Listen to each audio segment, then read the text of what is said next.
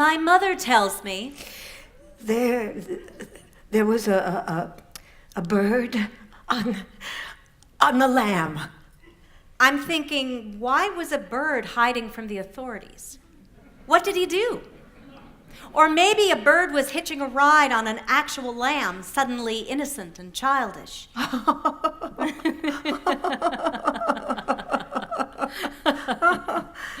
Either scenario is funny, really.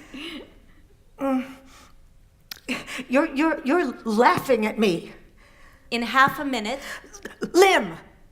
Oh, there was a bird on the limb. It was spring's first robber. Here we go again. A wasp emerges from my mother's mouth. I hear its wings flutter against her palate, then chatter against her teeth as she tries to hold it in, knowing it's wrong. Its pointy feet walk across her tongue, and she must say it. The thin crepe of ancient skin covering her arms, like a wasp's paper nest, foreshadows its emergence. A wisp was what she wanted, a whisper, the soft relay of her granddaughter's wish, not pointy feet, not the lawless discourse of old age, not the involuntary sputtering of random words. Well, 90% of the words you use are the ones you intended. Citing statistics is not helpful. Logic is out of her reach. She only hears what she did not intend to say. Well, most of the letters are usually right. Still, she is irked and beaten in equal measure. One morning, when I was 3 years old, I awoke to a horrible smell. It's my earliest memory in a rented house at the Jersey Shore, the only vacation we ever took. I called, and she came. Oh, what is that smell? Oh, dear. It was me. All those blueberries I'd eaten while we watched the crabs spar on the bluestone patio reappeared in my pants in the morning. I was hosed down, and the blueberries were off limits. Crab I could eat, but no more blueberries. What dredges up that memory is my mom's request that I take the garbage out to the crab. She looks defeated.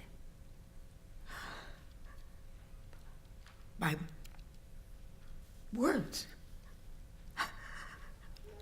I can't find my words. I feel I talk nonsense.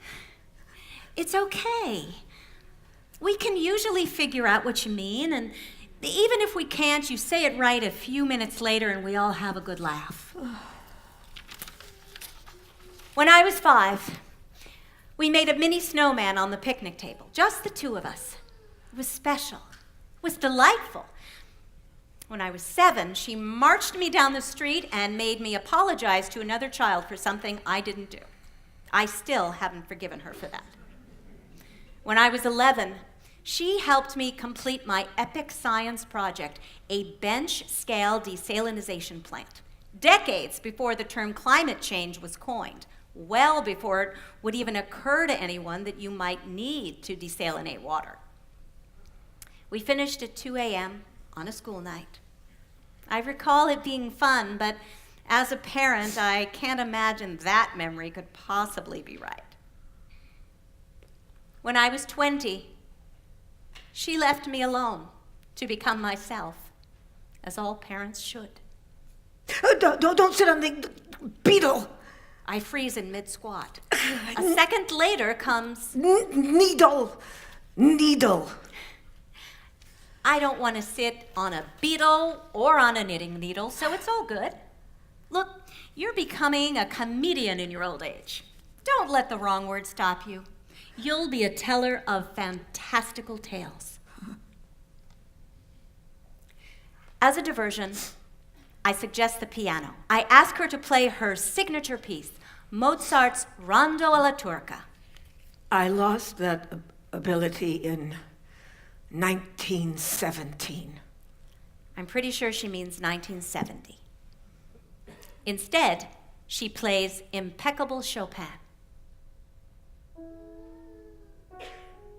She always said just the right thing, using all the right words.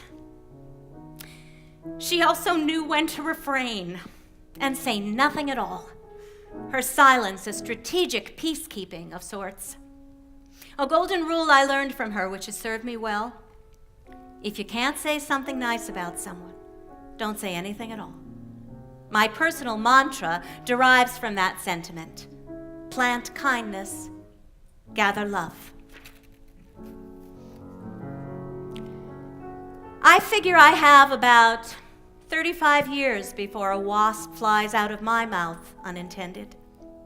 Or maybe a beetle will emerge, prying open my lips with its long proboscis, like my mother's shiny gold knitting needle.